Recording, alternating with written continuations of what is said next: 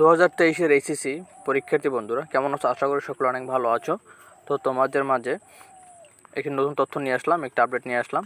তো তোমরা অনেকেই 17 তারিখ পরীক্ষা দেওয়ার অপেক্ষায় আছো। তো 17 তারিখ তোমাদের পরীক্ষাটা হচ্ছে না, তোমাদের পরীক্ষা হচ্ছে এবার 27 তারিখ, যেটা শিক্ষা বোর্ড থেকে জানিয়ে দেওয়া হয়েছে।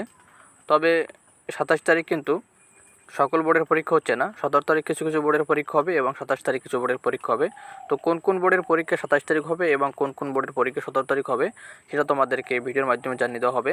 তো এই বিষয়টা জানতে চাইলে তোমরা অবশ্যই সম্পূর্ণ ভিডিও কন্টিনিউ করো, এবং তুমি যদি চ্যানেল নতুন দর্শক হয়ে থাকো তাহলে অবশ্যই চ্যানেলটাকে সাবস্ক্রাইব করে রাখবা এরকম ইম্পর্টেন্ট ভিডিও পাওয়ার জন্য।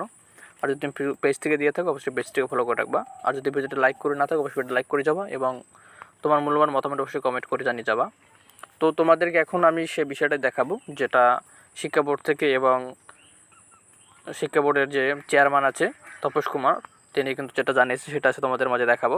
তো এটা দেখানো তোমাদেরকে আমি অন্য একটা পেজে নিয়ে আসলাম। তো তোমরা এই পেজে দেখতে পাচ্ছ, এখানে লেখা আছে প্রাকৃতিক দুর্যোগের কারণে 3 শিক্ষা বোর্ডের এইচএসসি সমমান পরীক্ষা পেছানো হয়েছে। এবং এখানে লেখা আছে দেখো, শুক্রবার 7ই আগস্ট অন্তঃশিক্ষা বোর্ডের সমন্বয় ঢাকা শিক্ষা বোর্ডের চেয়ারম্যান প্রফেসর তপন কুমার সরকার এই তথ্য জানিয়েছেন।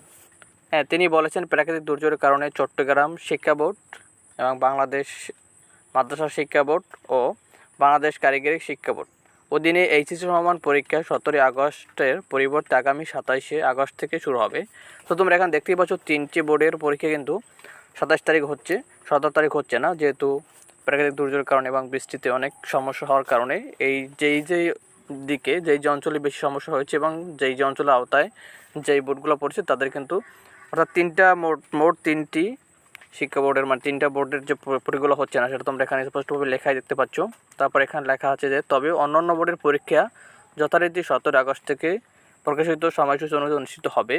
এদিকে চলিত বছর এইচএসসি পরীক্ষা পেছনের দাবিতে আন্দোলন করে কিছু শিক্ষার্থীরা পরীক্ষা পেছনের পাশাপাশি 50 নামের পরীক্ষা নেওয়ার দাবি জানান।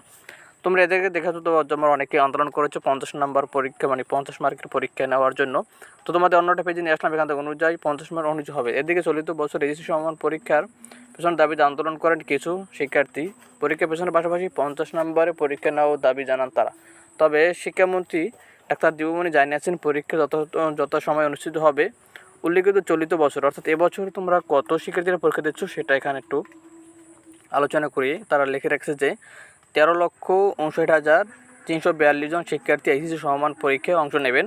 এর মধ্যে ছাত্র হচ্ছে তোমার 6,88,887 জন এবং ছাত্রী হচ্ছে 6,70,455 জন। তো এই কিন্তু তোমাদের আপডেট তথ্যটা ছিল। তো এর বিষয়ে তোমাদের কিছু কথা আছে, সেটা হচ্ছে যে 27 তারিখ যেহেতু 3টা বোর্ডের পরীক্ষা হবে এবং 17 তারিখ বাকি বোর্ডের পরীক্ষাগুলো হবে। তো এখন তোমাদের একটা কথা বলে রাখি, যেটা হতে পারে যে 27 তারিখ যে পরীক্ষা নেওয়ার কথাটা সেটাই কিন্তু চূড়ান্ত সিদ্ধান্ত হতে পারে যে সকল বোর্ডের পরীক্ষাই 27 তারিখ হবে।